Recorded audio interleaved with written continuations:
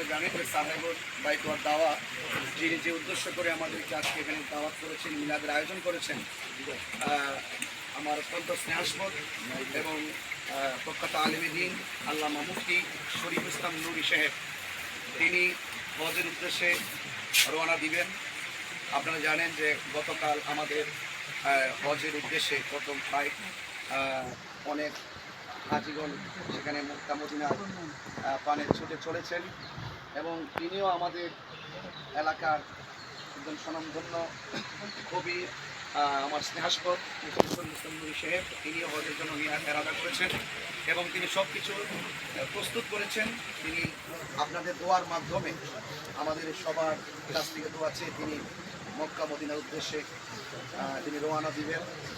আমরা তার জন্য দোয়া করি, আল্লাহ যেন তাকে সহি সালামতে পৌঁছায় এবং আমাদের পক্ষ থেকে আমাদের স্নেহাস্পদ অনুরোধ ইসলাম নুরি সাহেবকে আমরা বলবো, আপনি যাচ্ছেন হজে, আল্লাহ পাক আপনাকে সুযোগ দিয়েছেন, সব কিছু করার মতো তৌফিক দিয়েছেন।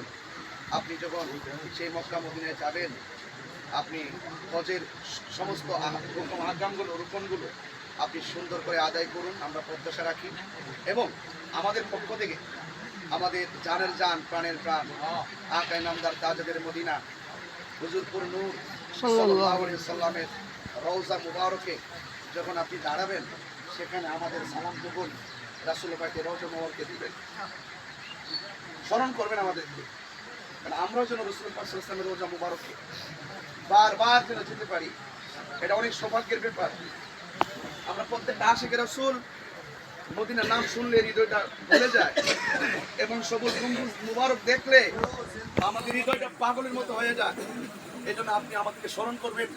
আল্লাহ রাসূল সব দেখেন, তিনি সব দেখেন, সব বুঝেন, শুধু আমাদেরকে আমাদের জন্য একটু সঙ্গে আমাদের সালাম করুন রাসূল পাক সাল্লাল্লাহু আলাইহি ওয়াসাল্লামের রওজা মুবারকে তুলে ধরবেন। এভাবে বাংলাদেশ থেকে সারা বিশ্ব থেকে যে হাজিগণ মক্কা মদিনার উদ্দেশ্যে যাচ্ছেন, আল্লাহ যেন সকল হাজিদের সাথে আমাদের সবাইকে যেন কবুল করে। আমিন। আল্লাহ পাক আমাদের সকলকে কবুল করুন। আসসালামু আলাইকুম ওয়া রাহমাতুল্লাহি ওয়া বারাকাতুহু। আসসালামু আলাইকুম ওয়া রাহমাতুল্লাহি ওয়া বারাকাতুহু।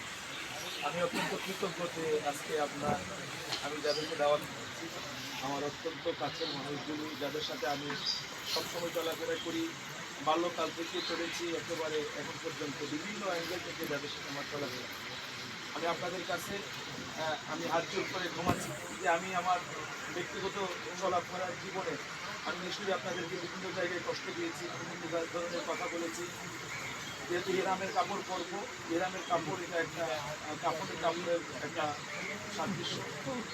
আমি আপনাদের কাছে হাত জোর করে ক্ষমা চাই, তারা আমাকে ক্ষমা করে দিবেন।